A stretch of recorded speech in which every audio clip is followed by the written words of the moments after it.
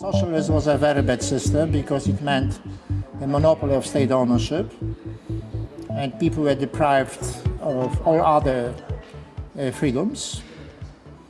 And we lost a lot of time vis-à-vis Spain, for example. In 1950, Poland and Spain were the same per capita income level, and in 1990 we had only 42% in Poland.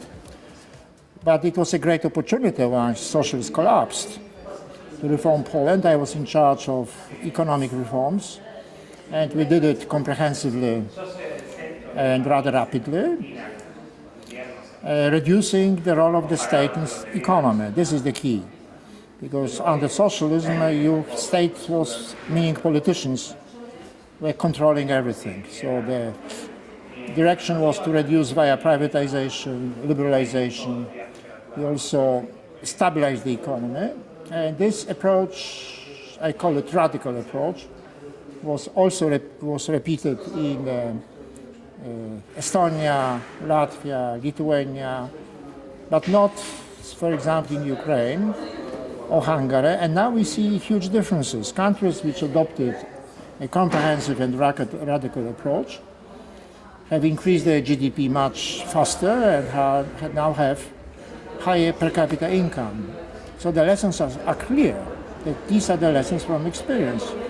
Once a bad system collapses, go fast and in a comprehensive way towards private market economy within the rule of law and a lot of macroeconomic stability. This is not ideology, this is experience. Some bad governments want to control the economy, like socialists wanted to do it, but this is not due to the European Union. On the contrary, the European Union has forced regulations on the respective countries to demonopolize sectors which you mentioned, railways or telecom.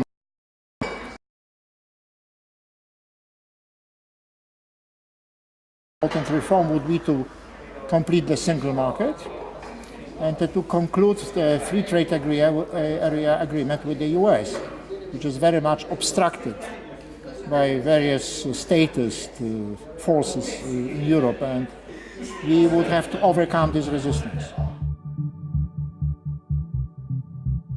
The biggest challenge is to mobilize enough people in a free society to beat the populists, to defend economic freedom and the rule of law.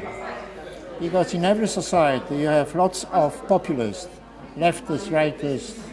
They defend rhetoric but not in substance. They want a bigger role for the state, meaning bigger role for politics.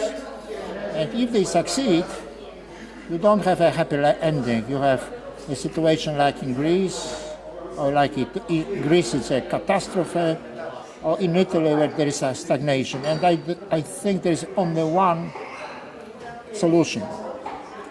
And there is to organize a counterweight, a liberal counterweight, to organize very effective think tanks which would monitor the politicians and to be more strongly than the populists. And this is why I am here.